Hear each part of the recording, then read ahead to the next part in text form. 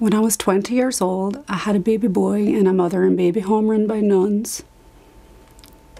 And he was so beautiful. I kept saying, isn't he beautiful?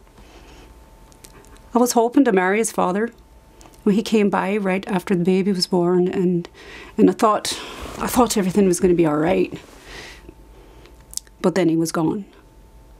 He wasn't answering any of my letters. Them nuns, they weren't sending my letters out at all, and I wasn't getting any letters from him. I would have married him. I loved him. The nuns arranged for illegitimate babies to be placed in orphanages. They gave you no choice.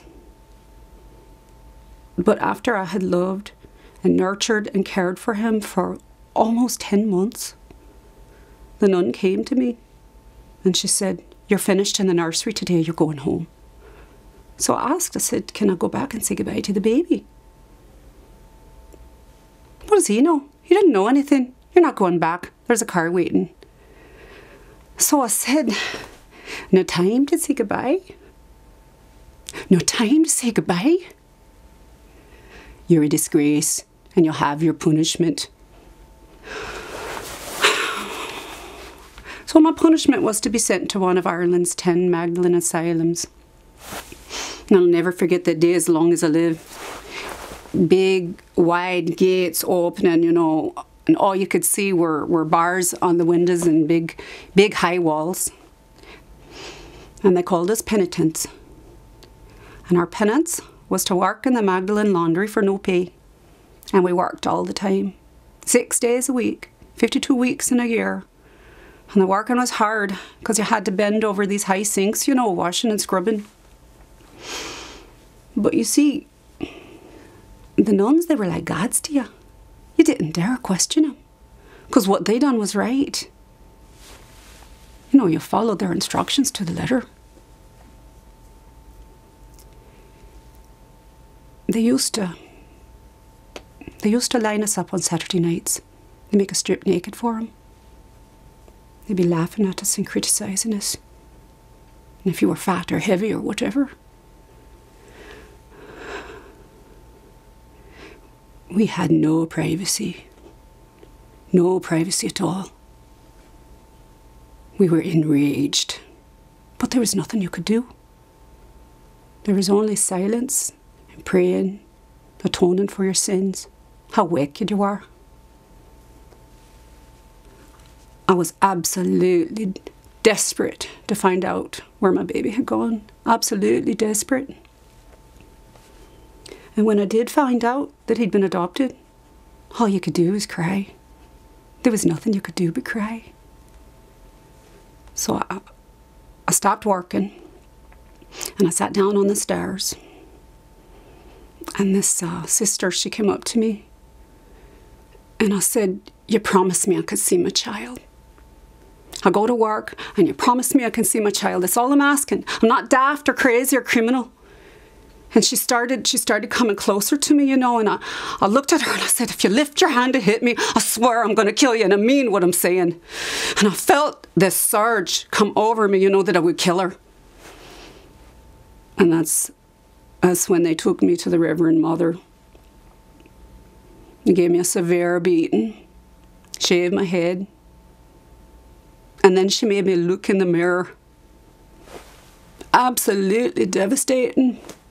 Your forehead's all swelled up and, you know, there's blood on my chin from where she stuck the scissors wide open, and there's blood in your eyes, and she's making you look at them eyes.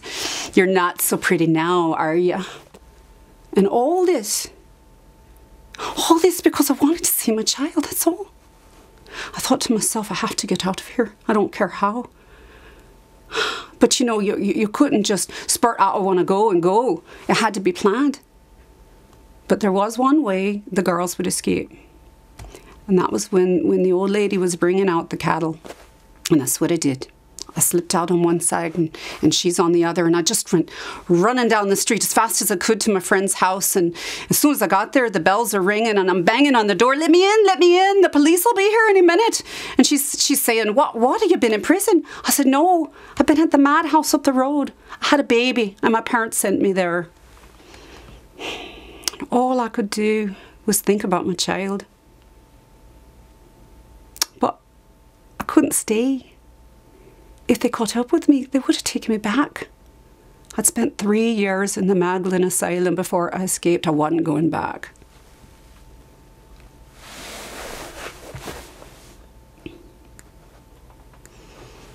The nuns, they taught you it was a sin to be thinking about your body, and it wasn't right. It had an effect, terrible effect. I made my way to Northern Ireland, and I met my husband when I was 25. He was such a nice man, very patient for a long time. But you see, whenever he touched me, I felt ashamed. The nuns, they taught us it was wrong for a man to touch you. They didn't prepare us for the outside world, and that was wrong of them. But I wanted to have children, and I did. I had beautiful children. But I was always haunted by my first baby boy. You know, I wondered how he'd grown up, you know, what he looked like. Had he been well cared for? The nuns, they worked to break the bond between mother and child, but it stayed with me. It stayed my secret. Until now. Sucker sauce,